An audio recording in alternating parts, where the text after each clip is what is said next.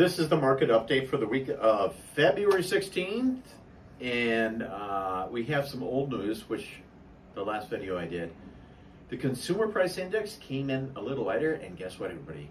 The rates ticked down. So if you haven't reached out to your local professional in the industry, I suggest you do, because the rates have probably been the best they've been since September 24.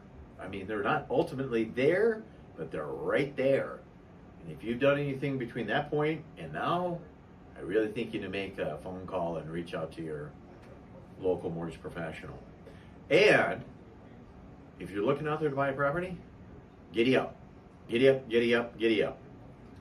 This week so far, because today is the 19th, we've had manufacturing coming well, durable goods and all the stuff for industrial production in the U.S. is coming better than expected. Housing starts better than expected. Jobless claims. So the thing about today's number was lower than normal, and the initials were 206. They thought maybe 225,000.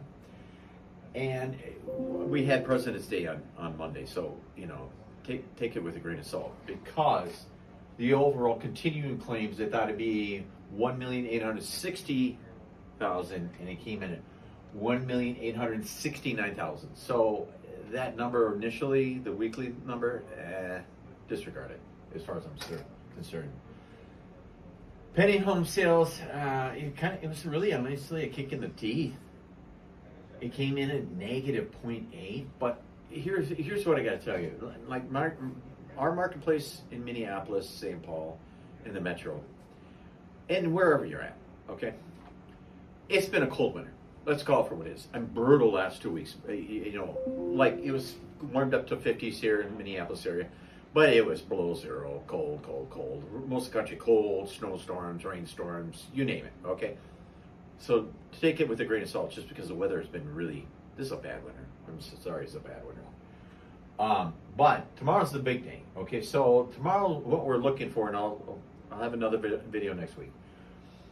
GDP consensus 2.8, but the Atlanta Fed was like 4%. I think it's going to be on the upside surprise, up 4%.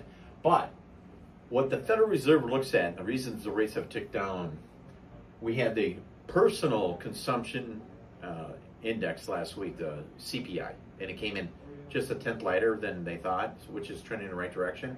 So their overall short-term inflation rate is like 2.4. It's not at 2, it's 2.4. The long-term over year is 2.8, but it's gradually ticking down because there's all this stuff that I don't want to get into you. Okay, it's more of housing, rental, or big effect, and as the time marches on, it'll get better with that alone. But the Federal Reserve looks at the personal consumption expenditures, and that is supposed to be reporting about 3%, the core 3%, month over month, year over year. It looks like they're forecasting it might tick up, which, the rates might tick up. But we're in a newer range, a lower range, which is good. So, like conventional, rates are somewhere in the, if you got loan to value and all this stuff, but you're mid fives, let's say, if you want to pay a few discount points, to higher fives if you're not, to if your credit score is not so good, low sixes and so forth. Fannie Mae or FHA and VA, that type of loan is low fives, to 5. So it's much better than it has been the past 2 or 3 years. Okay, so the time is now. If you're paying higher than those, what I quoted you for those rates, reach out to your local mortgage professional. And if you don't want to have one, guess what? Call us. We'll be glad to help you.